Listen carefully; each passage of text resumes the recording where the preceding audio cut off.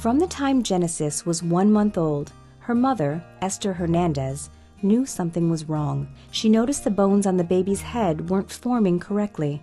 X-rays confirmed the newborn had craniosynostosis, a birth defect that causes one or more sutures on a baby's head to close too early. This condition is usually diagnosed first when an abnormal head shape is noticed and the skull is growing abnormally, and it can in some conditions restrict the growth of the brain and the skull overall. Genesis needed surgery to relieve the pressure on her brain and allow it to grow normally. The usual treatment of this condition is an open procedure where multiple sections of the skull are removed and reshaped and then reimplanted and secured. And the advantage of that approach is that you can reform multiple parts of the skull, not just the suture that's fused, but other secondarily affected parts. But the downside is that there's more blood loss. You have to wait till the patient is a certain age to tolerate a surgery like that. And while you're waiting during that time, you get more of these secondary effects that then require the larger treatment. Fortunately, Genesis's family was referred to pediatric neurosurgeon Dr. Brian Bertolio, who was able to perform a newer, less invasive endoscopic procedure on Genesis at St. Alexis Medical Center when she was only 4 months old. For Genesis, we did an endoscopic craniosynostosis surgery where we removed the suture that was fused and made a couple small modifications to the bones surrounding it endoscopically through a small incision. And she was a good candidate for this because she presented early in life, so we were able to correct the problem before some of the secondary changes occurred. Dr. Bertolio chose a newer, less invasive procedure to treat Genesis. This is a relatively new procedure that's been developed over the last 10 years or so, and with the support of Alexian Brothers and acquisition of equipment, we've been able to begin offering this to patients. The helmet is used after the procedure because the procedure is done very early in life while the child's head is still growing, and that helmet ensures that the gains we've made are preserved or even improved upon over time. Dr. Bertolio approached the Alexian Brothers Foundation for assistance.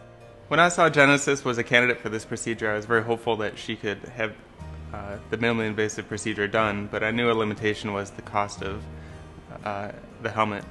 The first time the Alexian Brothers Foundation first became aware of Genesis' issues with her health is when Dr. Bertolio approached the staff at Alexian Brothers Foundation at a donor event, actually. He was curious about which resources were available for families like Genesis. The Alexian Brothers Foundation responded very positively to Dr. Bertolio's request. We were thrilled to be able to help a little girl like Genesis so that she would be able to get better. But I want to make a clear point that it's not the foundation who purchased the helmet. It was philanthropic dollars. It was individuals and corporations who made gifts to the Neurosciences Department, the Neurosciences Institute, so that we are able to help people like Genesis. The Alexian Brothers Foundation supports the brothers in their healing mission. For me to have found Saint Alexius might be the greatest thing to have happened because my daughter got better.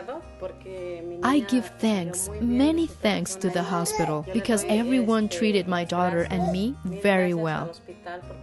And especially because she was able to overcome her situation. I give thanks to the doctors for everything and to Saint Alexius.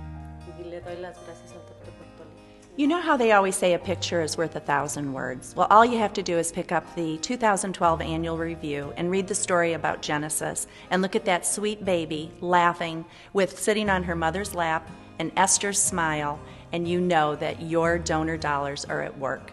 The Finished Women and Children's Hospital will offer virtually all of the medical care needed for women and children. Indeed, with the help from generous donors, the Alexian Brothers Women and Children's Hospital will mark a new era of providing a complete medical home to women and children in the northwest suburbs and beyond.